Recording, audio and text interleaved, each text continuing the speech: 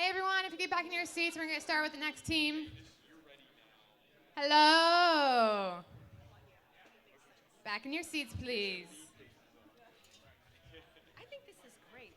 There's going to be this print, you know, so it's different people. I really like that. Somebody wants to start a small business. Great idea.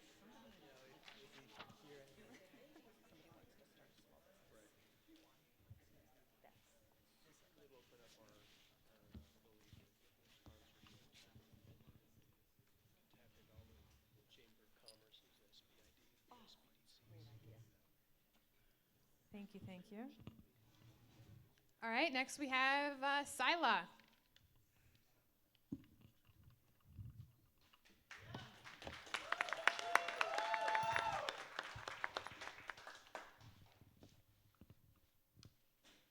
The aim of art is to represent not the outward appearance of things, but the inward significance. Aristotle.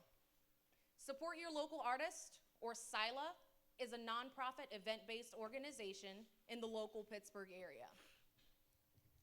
As of 2014, the Greater Pittsburgh Arts Council has reported that there are about 760 artists in the Pittsburgh area. Of those, 80% go unnoticed, are struggling, or are unsupported. One such artist is Edwin Valentine. You may have never heard of Edwin Valentine before I have mentioned him. But as you can see from his work, he is an amazing artist. He has sold pieces around the city.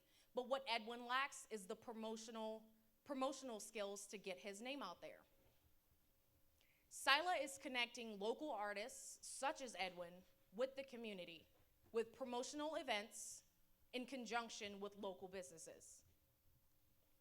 To be a part of our events, artists are required to be a member.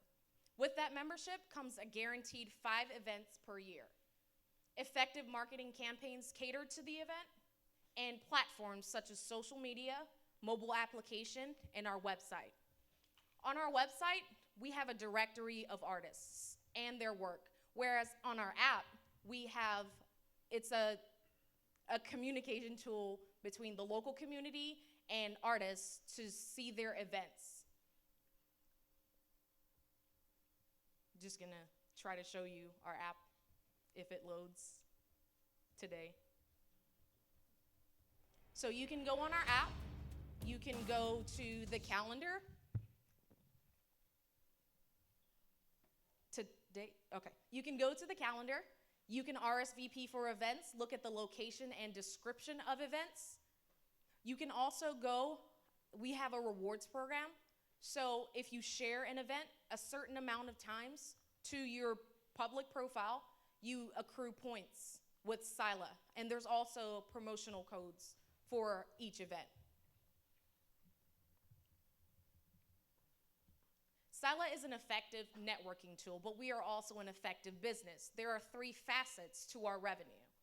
Artist membership fees starting at $29.99, ticket sales with an average price of $10 per event, and donations of at least $7,500 per fiscal year. With this model, we can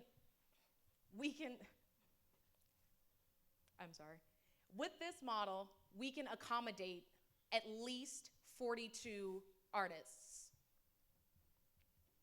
The current capacity serves less than 10% of the market in Pittsburgh. What SYLA is seeking to do, we are targeting 25. According to artist feedback, they mentioned facility use with membership for an additional price that they are willing to pay.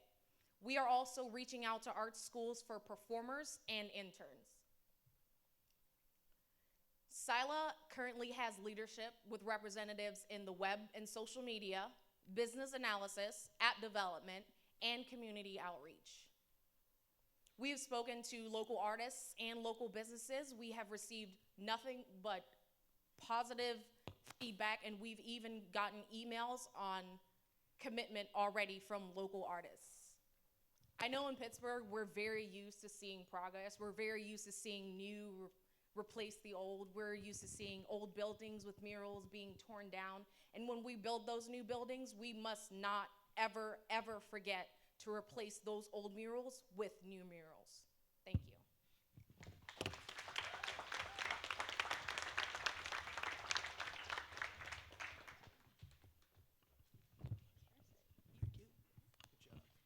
Can you describe to me what one of your events would look like? Would I be able to bring my paintings there and sell, or could I bring my guitar and play songs for money?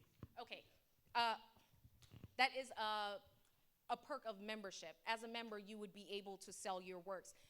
Let's say we have an art auction. Yes, you would be able, as a sculptor or a painter or a drawer? Okay, any type of visual artist, you would be able to sell your works. However, if we have a different event, say we have a wine/food tasting event, as a chef, you would be able to give your food as well. So every event caters to a different type of artist, multiple artists, but still it's very tailored to artists. So you mentioned in the beginning of your presentation that for artists it's difficult to get recognition in an audience. So how are you going to work to build that audience for your artists?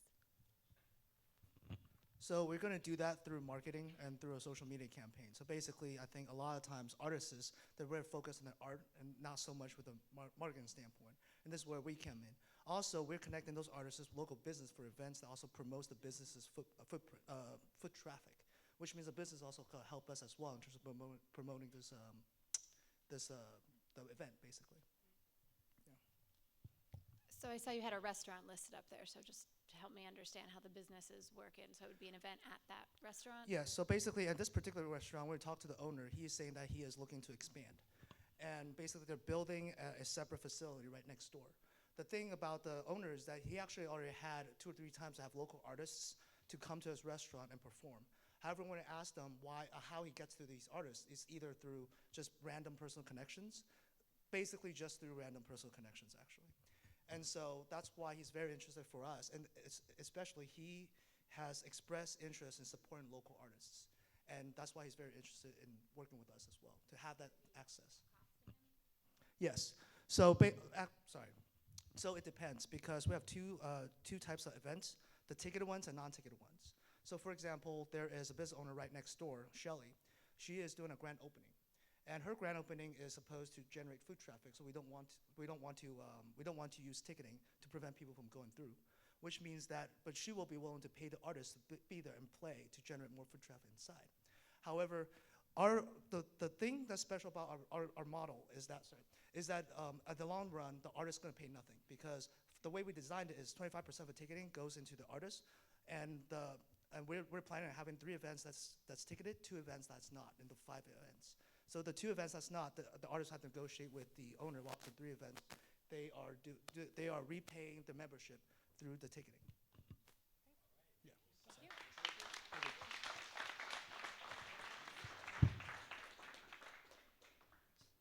Thank you. Oh, I can't read that. All right, next up we have WhyBuy, and can we get SafeMe's team on deck?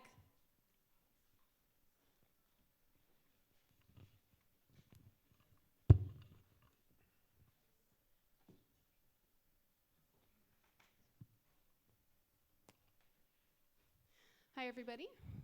We are WhyBuy. So we are connecting owners to renters. And we like to say why buy when you can share. So I'm going to introduce to you Sarah, that lovely woman on the left. So Sarah has a lot of unused furniture because all of her kids have grown up and moved out of the house. So she has all this furniture that goes unused sitting in these empty rooms. And then Stephanie on the right, so she's a college student. She just moved in at Pitt. She just moved into an apartment. She needs to furnish it. She wants to do it cheaply, but she doesn't necessarily want to own the furniture because it's a big pain in the butt if she has to move out and she doesn't know what to do with this furniture.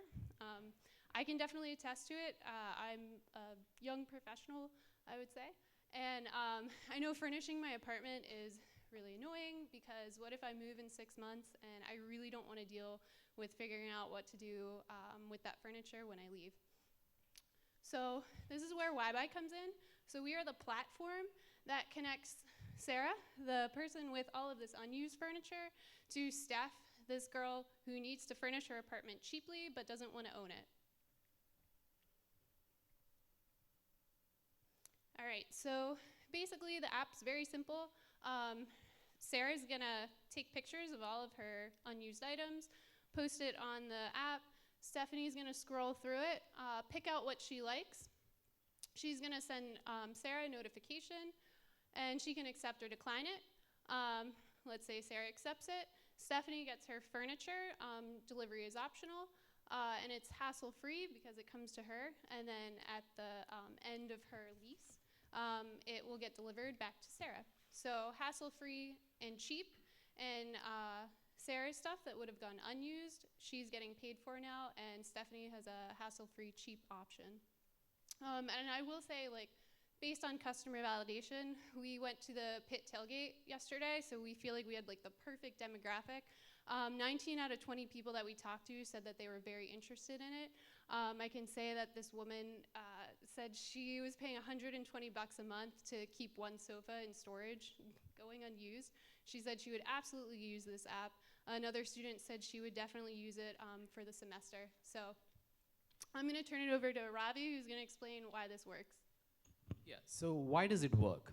The simple logic is it makes money for someone and it saves money for someone else. So in the example we pointed out, the owner makes money because she's renting out something that would have been sitting there and collecting dust, right? And for the student, she saves money, about 40% than the nearest competitor, because she's able to rent this at an affordable price. Now, what do we have, right? In this whole deal, what do we have? WhyBuy takes 7% cut for every transaction that goes through the app. Now, why WhyBuy? Why not someone else? We are very flexible, meaning we can provide lease from 1 week to up to 1 year. We can also provide as an added service for a fee. We can provide delivery, we can provide insurance. Imagine something breaks down and something burns down. You don't want to be liable for that, so we do that. And what is our customer base? 21 million. That's the total number of enrolled students in the United States today. So what is the marketing plan? We have two-tier marketing plan. One is the owner. For owner, we're going to reach out through Craigslist. We're going to send them out. If they want to sell their equipment, we're going to say, hey, instead of selling, why don't you rent it out? We also will reach out to Zillow Interior Designs. For the renter, we're going to reach out to the local universities. We're going to reach out to the offices and say, hey, why don't you advise students that they can save 40% just based out of by using WhyBuy. And we also use social platforms and bloggers.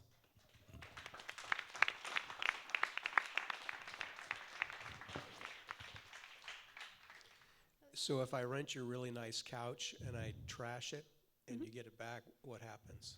So the person who owns the couch, so they are going to accept terms and conditions saying that there is a reasonable amount of wear and tear that will occur. So think of it like when you lease a car. So I lease my car and I realize that there could be some scratches, but more than a credit card, I know that I have to pay for. So the person leasing out their couch realizes that there's wear and tear. On the other end, the person who is using it realizes that they have to keep it in mint condition. So they are going to be charged a fee if it comes back with more than undue wear and tear. So the person with the couch will confirm the condition that it's in when they rent it out, and then the person returning it will confirm that the condition it's in when they return it. So it's an interesting business model. I'm actually your target market. And I'm curious why you picked furniture as your first market. Because to me, furniture seems like something that the competition isn't actually renting, it's buying it used. And there's a huge difference the minute you take a piece of furniture out of the showroom, it becomes much less expensive to buy. So tell us a little bit about why you picked furniture as your first market. It's based out of personal experience. Now, I was in the market to recently buy a mattress, right? There are numerous options. I could go to Costco for about $1,000, or I could go to IKEA for less than that. But the thing is, when I was a student, about 10, 12 years ago, I didn't really have that much cash. If I could afford a monthly payment of $20 or $30 for the couch or for the table, that to me is more favorable than actually paying $1,000 or $500. So that's where we do that. So by giving the option to lease, we're giving the option to minimize their payments. And also the fact is, not everyone needs brand new equipment, right? Brand new furniture, right? What we're doing is we're connecting the guy who has this furniture sitting in his room. I'm not saying it's terrible condition, but it's in usable condition.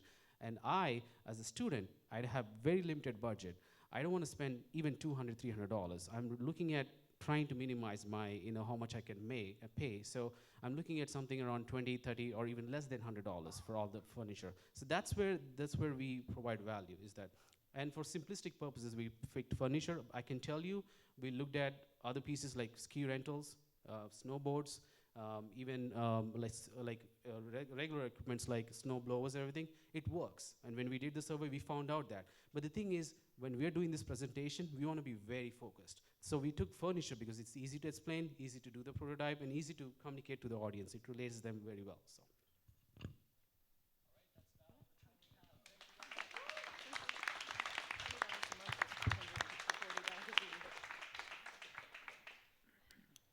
Thank you. All right, up next we have SafeMe, and if we can get Team Feel on deck.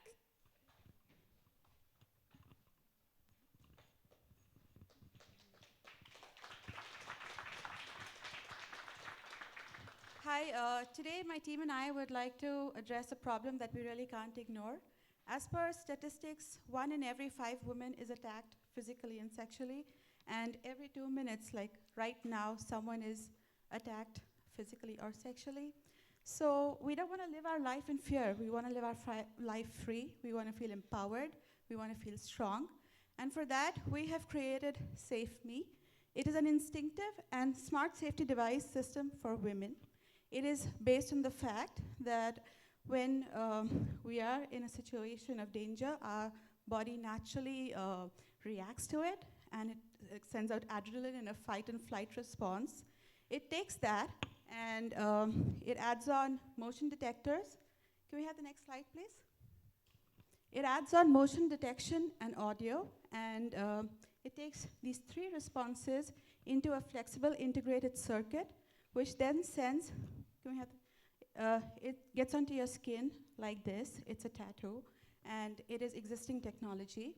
It has a life of about 2 weeks, and it sends this data to your phone, which is analyzing it. When we find that you are under an attack, all these physiological responses kick in. With voice detection as well as motion, you have that added confirmation that you are under attack. So the phone sends an alert to your pre-existing emergency contacts. They call you back. If you don't pick up, that means you're probably in danger. And they send a call to 911, and they track you through the GPS that is there in the system. It is very intuitive in that sense. These are a few screenshots of our application that will work with it. It will also depend on how the user behaves, so we're going to test that. Our target market is going to be women in the age group of 18 to 35, probably single. And we think this is a good market because we find a lot of women in this age group victims of such assaults. And we also think that they're early adopters, so it is a great market to put this technology. And the wearable market is really big also in this age bracket, so it's a great market to introduce this. We looked at some competitors, and we find that our technology is the most intuitive. No one uses it so fast using the fight and flight pathological response of your body. So that is like the USP. Also, it is not very expensive. As the quantities increase, the cost of the patch goes down, so it is affordable. You just put it onto your skin, and you're good to go. So we took this idea, and we met a few people on East Carson Street last night, the best place to go, and we tried to ask them what they think about it, and we got a very positive response. A lot of people have never seen something like this before, so that really excited them. They thought that it's a new product, and they would need it. They thought it's a good thing to use when they're going on dates, and they thought that about $50 is something that they can spend on it. We also spoke to a person at RAIN, which is like the largest organization for such conditions, and they were also very positive. They said this is a product that can really save a situation, or even if something has happened, people can reach there really fast to take care. So this is our business model, and based on it, we are expecting to break even in 16 months. We'll have a quick demo. Can we have a quick demo? We can't. All right, so would you like to see a demo? Can we see a demo? That's our first question. Okay. Thank you.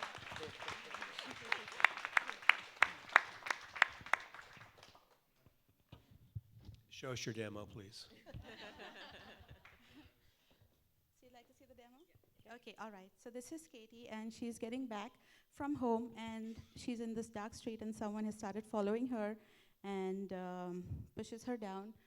And Can you have someone go to the computer and do it real quick? that is what goes on to her emergency contact. And as soon as that reaches him, she should be receiving a call very soon. Excuse the technical. The call. So who's notified? So the emergency contact. Now this can be a user preference thing. Who do they want to contact? So we would prefer that to be a emergency. So she has the option of either taking the call or not, depending on the situation. If she takes it, she can say, "Oh, he's gone. He's gone, and I'm okay, and just stay with me." Or she doesn't take the call, and the person at the other end knows that it is a stressful situation, and we gotta get there as soon as possible. So every 2 weeks, someone has to put the patch on their skin? Yes, that is yes. They can put it, and it can be worn in the shower and all. So that is the durability of the patch. But the low cost is what, and from who we spoke to, they said they won't use it all the time. They'll use it only in situations where they think that they might need it. So What about false positives? So I Yes. noticed that, I mean, that person could have been working out. And so Yeah. how do you that balance is a great question, but I do feel that it will be based on research, but I think based on the very natural response of the body, like fear is very different from excitement. And also if you're hit, you have endorphins released immediately into your bloodstream. So it is subtle, but it is different. So this would, and also this is not something that, I mean, your heart, you don't experience this all the time. It is only in a situation that you experience it. So you have to be really triggered to that extent for this to set off. So that reduces the chance of it.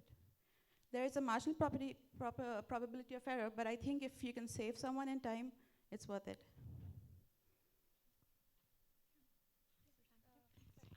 Do you know if alcohol would impact the reaction? Actually, when you see the app, if like they have like a alarm saying like you can click off, it's like a false alarm. Actually, the system will analyze in your phone. The app can analyze your phone, so the phone will know you better when you use longer. So if a person is like always very excited or something, and that causes the alarm going on many times, then the phone next time the trigger will be like more difficult to happen. I think it is possible that alcohol can change it, and it is based on clinical research. But once again, it would require research, and people are researching on it. Yeah. Good job. Thank you.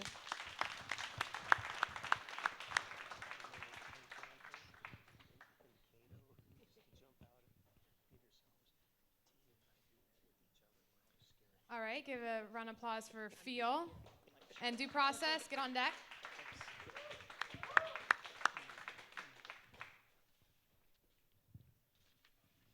All right, so I'm Justin from Feel. My sister has autism, but she is not alone. Children with autism have difficulty conveying their feelings and emotions, have difficulty completing complete thoughts, have difficulty interacting with other people. Here at Feel, we're here to help them. Feel is a simple, rugged, cost-effective wearable for children with autism to convey their emotions and feelings non-verbally. With this, we wanted to do some market research to find what our problem was and a possible solution that we were proposing, how that would help them. We have found that this is a clear problem and that the thing we were proposing would be very beneficial to them. We have found that 70% of people who know someone or have autism themselves would benefit or think they would benefit would buy and would also wear this device. We also interviewed some very important people. First, we interviewed Madison, a 12-year-old girl who has autism herself. Then, we interviewed Jin Lin, a professor and psychiatrist who has been in the field for 20 years dealing with autism and has published 2 books on the subject. We then talked to Dawn, a mother of a child with autism who deals with communicating with her daughter and getting her feelings from her every day.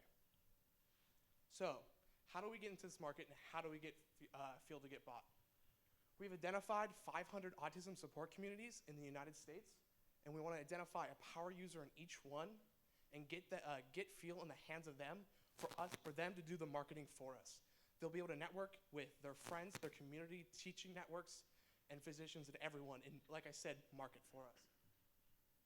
$262 billion are spent every year trying to manage and treat autism in children. But what do we bring to the table? Biometric devices exist, but they don't gather information that the person thinks they're feeling.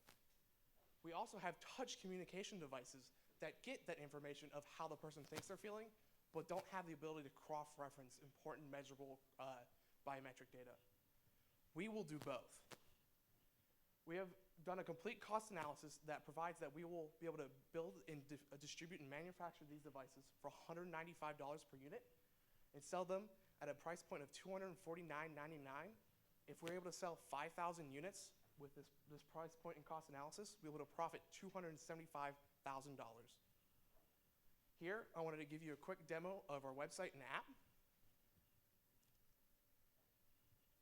In the website, we'll have a lot of information about us, about the people we are, about what we're trying to do, and about the app. We'll have information for parents and kids to feel more comfortable wanting to have this app. We'll also have a link to a dashboard that helps you understand and see real-time data with what the child is pushing and what they're doing. We'll also have the ability for the person to buy and purchase the device. Here, we have our dashboard, which has information on all different things that you can find and gather insight on the child's actions, emotions, and biometrics. Here with the app, we have much of the same information that's in the dashboard. A user will log in. They'll get real-time information on what their child's pushing and what they're feeling. They'll also get biometric data as well in real time, getting all that information to see what's really going on. We'll also be able to provide insights via algorithms and see maybe some way to help the child and help the parent communicate with each other better. We'll also have settings and profile and be able to customize and do things with a bang. So we know everyone can feel, but with feel, we want everybody to express how they feel. And with that, I'd like to open the floor with questions.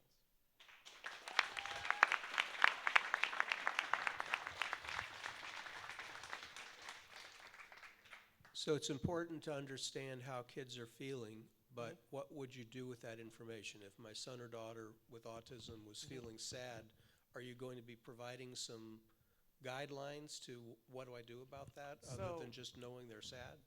Yeah, so that's a really good question.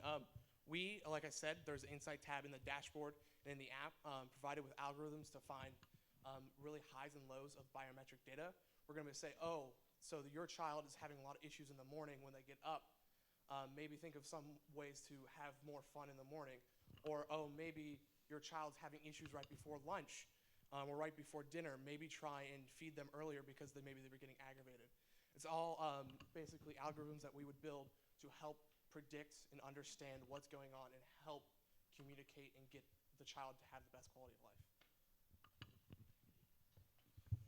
I'm curious what about one of the things that you described. You know, there was a quote there from somebody who said that she wishes she knew how this would help her identify when she's about to have a tantrum or to break down, to lose it.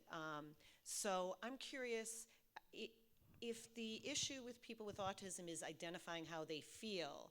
How are they going to know what to push? And you know, it seems like the issue is that she doesn't know how she feels, and so she has, you know, she acts out. And so I'm wondering, how is this going to intervene? And that might be related to how you're going to measure things biometrically. So, of course. So actually, that quote that you're talking about is from my sister. An important part about this process is that there's going to be emotions that they can't necessarily identify. But with this, there's going to be a lot of emotions that they can. And it's really going to be a training of building blocks of, oh, I know what this feeling is, and reiterating that and understanding what that feeling is, and building up to understanding more of those complex emotions. In some of our research, we found that some autistic people don't like verbally expressing their emotions, but they like using computer interfaces or iPads. So this would just be a convenient way for them to express it with some kind of system, and a lot of them work better that way than having to verbalize it. Thank you.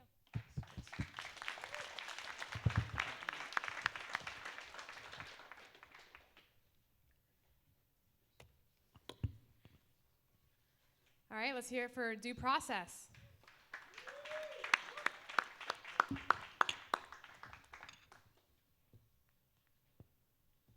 Hey, thanks everyone for coming out today. Judges, thank you for coming. My name's Kevin. I'm here with James, and I'm here with Jeff.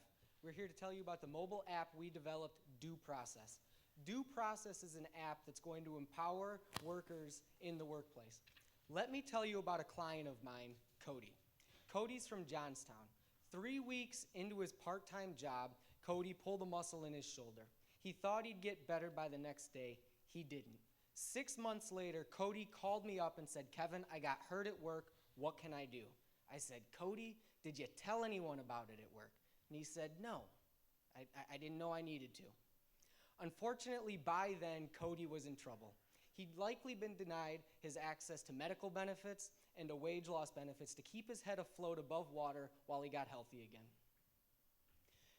Unfortunately, Cody's a lot like many workers today. He's either a part-time employee, a contract worker, or working on a part-time basis. These workers, more than ever, are further removed from the resources and the knowledge they need to stand up for themselves while at work. But it wasn't always like this. We used to have a much larger percentage of our workforce represented by unions and by union stewards. That's what DoProcess does. We're there to help Cody when he needs help. Through technology and real-time access to education and advocates, Cody could have stood up for himself on day one. If we turn to the app, if you guys can see, we've got tiles up here that are going to direct Cody to various legal problems that workers face every single day. He would have seen work injuries and intuitively selected that category. Had he done so, he would have started to answer the questions that he would have needed to tell his employer to protect his legal rights, such as, where are you hurt? Cody, in this case, would have selected his shoulder. He would have continued to be prompted through questions that one by one, much like a TurboTax method, he would have been fulfilling his otherwise daunting legal challenge one step at a time. In this case, what should I do after I get hurt? He would have selected it, and he would have been told that you have 120 days after a work injury to tell someone at work about it. He would have also been given the opportunity to fill out the form that we've been describing so that he could submit it in real time. It's an intuitive process that guides you through step by step. But even if despite being so easy, Cody would have had the opportunity to reach out to a lawyer and actually get help in that moment filling out the questions one by one. Not after printing out the PDF, not after seeing the whole daunting task that laid before him, but in it step by step. Here he would have been introduced to one of the best labor law attorneys in the state.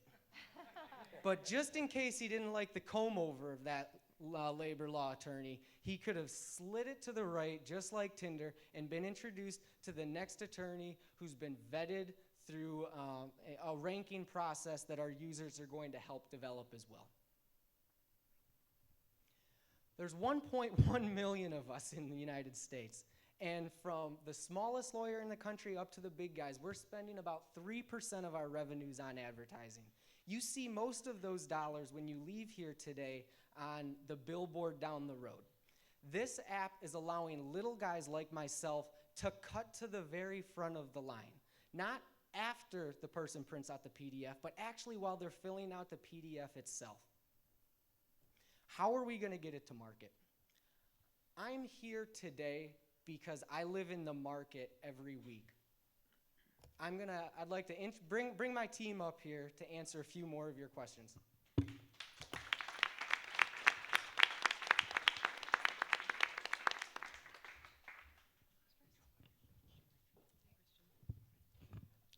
This is James. James is an intellectual property attorney who's a registered patent and trademark attorney who's going to help us penetrate the market with this one step at a time as we scale.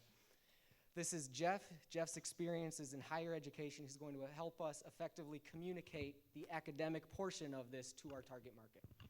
So do you know how much money is lost in unclaimed benefits? So the scenario that you told in the beginning, how much money is lost? Yeah, absolutely. So one of the things I want to stress is that this isn't just a workers' compensation scheme. This is going to go towards discrimination, sexual harassment, unfair labor practices. But for workers' compensation alone, since that's what we're talking about, last year there were 177,000 work injuries in the state of Pennsylvania. Only 11,000 workers' compensation claims were filed. That missing 166,000 represents a significant revenue stream. So explain to me your revenue model. I'm going to pass it over to James here. Sure, the revenue model is this. On average, law firms, solo practitioners, they spend 2.8 to 3% of their budget on advertising. Most of it goes to billboards, yellow page ads. Those things are in the past, they're in the rear view mirror. Where do people look for solutions now? They look at their telephone, and sites like Avo are charging $49 a month to advertise on those sites, and they aren't even connecting lawyers to clients or potential clients. All they're doing is rating lawyers to get eyeballs onto the site. Another one is LegalZoom. LegalZoom is charging customers $169 or $39 for 15 minutes in order to get help to fill the form. The model that we have would get to market by Kevin has connections with the unions, get it on their site. This is something that they want to provide as a benefit to their employees, and then you get the lawyers to pay for it on the other side. So we're looking at the already existing marketing dollars that we're seeing on the billboards as some of our validation for this. We're also using for validation of consumers, of the users of the app, obviously my experience throughout the state. So any other questions rather than spend more time on that? So I still didn't understand, how are you going to make money? Yeah, so we're making money on the monthly subscriptions from the attorneys. So attorneys who want to participate would pay? Correct. We've got a price point right now of $49, and that's leaping them in front of the other existing platforms like LegalZoom or like Avo. And you take a piece as well? Yes, and that's where we're taking the piece. Or no, the $49 membership, no, we do. Are you talking about the client's fee to the attorney? Yeah. No. The legal ethics prohibit us, that would be a referral fee, and not unfortunately, but legal ethics prevent us from taking a percentage of that fee. But you wouldn't be lawyers. I mean, the company wouldn't be lawyers. It's still not. And that's precisely why we can't. Okay. Yes. Thank you. Thank you, judges.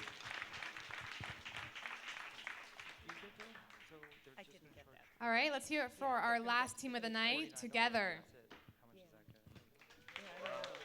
Well, it could be $49 million a month because there are 1.1 million lawyers. I get that. Hello, judges. So it's a lot. We're together, and my name is Jesse. Just last week, when Paris was attacked, I changed my profile picture on Facebook because that was the easiest thing to do. But what if the easiest thing to do could make more impact? Our mission statement is to materialize the emotional motivation and empathy of users to make bigger impact. We've gone out, talked to a lot of people, and heard a lot of things. And from our insights, we've gathered that people want to just do more than donate money. They want to donate their time. They want to stay in touch with the organization. And they want to see where their money has gone and what kind of impact it has. And from that, we found our opportunity of facilitating contribution that donors can make to the organizations and involvement that donors can have within the organization to know where the money is going and how they're contributing. We're targeting millennials. Why millennials? because by 2017, they'll have the highest purchasing power in the United States. And already in 2013, 90% of millennials have already donated to a nonprofit, and it's always growing. Just to talk about the scope of the millennials, there are 75 million millennials. Of that, they donate average of $481 annually, and which comes down to $36 billion that they've donated to nonprofit in 2013. So how are we gonna make this happen? We're going to connect users to the causes that resonate with them and facilitate their contribution. So let's take the earthquake incident in Nepal as an example. After users sees an article, they might feel obligated to go on Google and search for what they do. But they're bombarded with 10 billion search results, and they are questioning what type of organizations can they trust, what kind of real impact they can make. And with the huge nonprofit political bureaucracy, they have a difficult time choosing the right organization. So we built Tugether, a community of users that want to make a change and that connects to the organizations that can make that change happen. So with this, the users choose the causes that they want after building a profile and setting their goal, and they can download the extension for their browser, which they can use to browse through online articles. And whenever they feel passionate about an article that they're reading, they can click the extension, choose the organization that was picked by our Tugether organization, and donate or take action and volunteer whatever they would like to do in an instant. So we've looked into what people can do. They can contribute their money, network, and time. And money, we can take commission from the cut of the commission. Network works similar to LinkedIn. And time, we can have organizations connect to these volunteers that they always desire. From our rough financial calculations, we found that our business will be sustainable and will be scalable with this commission and membership market. And we've looked into our competitors and there are no competitors that combine the emotional connection and the ease of donation that Tugether offers. The closest competitor we have are Facebook and the Life You Can Save, but they don't combine the two axes together. So I would like to thank my teammate who has contributed a lot to this work, and thanks for listening.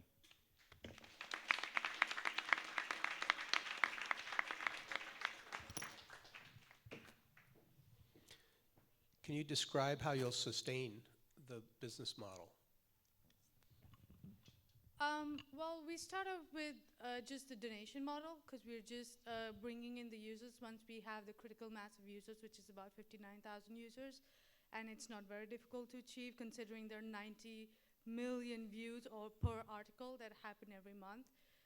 We want to create a membership model. So basically, it's a network, it's a community which has the users that want to contribute and the NGOs.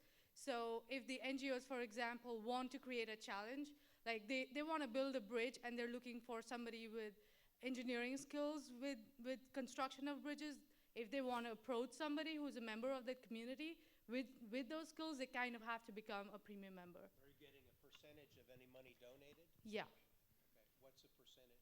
So we looked at, so we couldn't really get into the back details of forums such as Donation Planet, etc., but we looked at the normal lead generation models that exist, and they usually charge to about 6 to 8%, but we try to position ourselves between 1 to 3% for now, and considering we have the critical mass of users around 59,000, from then on, we will break even pretty soon. So how do you plan to get the 59,000 users? Well, considering, first of all, we have the, we will probably do PR campaigns and marketing, and because it's cause-oriented, so if there is, for example, a terrorist activity or a natural disaster, I think the promotions will get really boosted forward. So we use Facebook as a platform or Twitter as a platform, and then we have person-to-person marketing. So I think that's the initial plan to get the critical mass.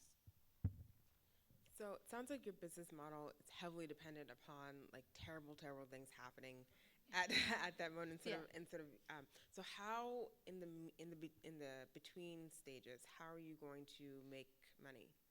Well, that's the thing. So it's not just about terrible things happening, it's also about good things that happen, right? So NGOs don't always go and help people, they also do constructive work. So for example, if somebody wants to clean up the river here and they want volunteers, that's not a terrible thing happening. So I think those small events always keep on happening and you always need volunteers. So I think this membership model would really work there. All right, one more question. Do you see yourself vetting the organizations that you give money to, or you're more of a pass-through and you just take a percentage and the people decide who to donate to? Well, we have positioned ourselves as a nonprofit organization, so we don't want to go into the area of social enterprise yet. So I think the point will be not to make money, but to evolve this platform, because our objective is not to make money or profit out of this. Our objective is to facilitate and bring the users, the community, and the NGOs together. Thank you.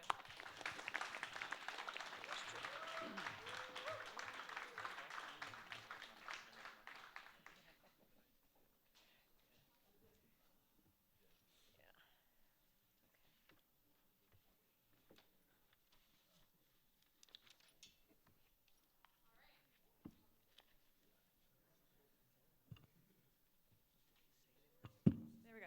All right, let's give a round of applause for all the teams so far. So we still have some judging to happen. So Kenny, do you want to escort the judges to their room as I get everyone prepped for the rest? Thank you. So while we take a little break, get some music on, let the teams rest, let the judge deliberate, we are asking for your crowd favorite. So we have the directions up here. Text your favorite team, the number next to it, to this number, 215-383-3395. We're going to leave this up here so you can go through this real quick. So we'll go back to that, but I just want to get through a couple more slides after that. I just want to say congratulations to everyone that has pitched and competed this weekend.